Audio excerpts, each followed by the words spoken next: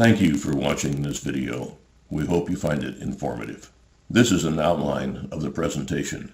In particular, please note sections 5, 6, and 7. There are three material or environmental parameters that are important in determining the temperature of a trace, besides the obvious current down the trace. If you don't know what kind of copper you have on your board, then you have a 6% uncertainty regarding the resistance of the trace, which translates to a 6% uncertainty in temperature. The third important parameter is the environmental heat transfer coefficient, which we call HTC. This reflects the combined effects of convection and radiation carrying heat away from the board. The basic physics behind determining the temperature of a trace is pretty straightforward. The trace heats by I squared R power dissipation along the trace. It cools by conduction of heat away from the trace through the board, both in plane and through plane, and it cools by convection and radiation. A stable temperature is reached when the rate of heating equals the rate of cooling. It's really pretty straightforward. These are thermal images of two different 6-inch long traces. One is 20 mils wide, one is 100 mils wide. We typically think that the temperature is constant along a copper trace, but that is far from the truth. If we are concerned about the temperature of a trace, we probably want to estimate what that temperature is going to be. I'm proposing in this presentation that there are 5 ways to do that. The first, build a prototype and measure it. The second way is to look at experimental results and estimate what the temperature is going to be from that. For example, IPC 2152. A third method for estimating trace temperature is simulation or mathematical modeling. This is a very powerful tool, and it gives us lots of outputs.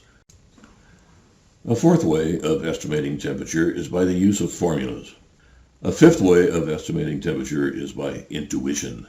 I will have more to say about that when we get to the section on vias. A simulation tool is particularly powerful for allowing us to do sensitivity analyses. The conventional wisdom on via temperatures has been what is quoted here on this slide.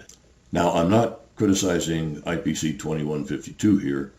Almost everyone in the industry believed this conventional wisdom, and UltraCAD itself has written 3 or 4 articles in the past based on this conventional wisdom. Nevertheless, it turns out it has been flat wrong, and I will show you why on the next few slides. Simulations are helpful in showing us why thermal vias don't work. There is another myth I want to dispel in this presentation. Stop thinking in terms of current density. Current density is not related to anything, and it especially is not related to the temperature of a via. But it's not related to the temperature of a trace either. I'm going to demonstrate with 3 ways that current density is not related to anything, and we have more ways in our book. The final topic I want to talk about in this presentation is fusing current.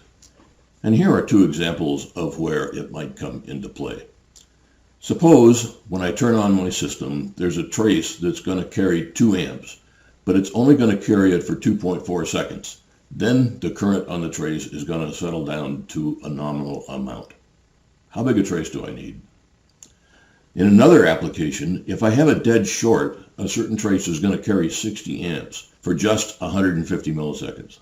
Then the system is going to shut down in a controlled manner.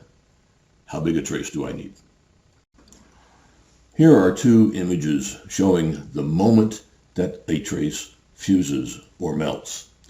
On the left, what we see is a little bright spot that is 1 frame in a video, 1/30th of a second. There is nothing on the frame before, there is nothing on the frame afterwards.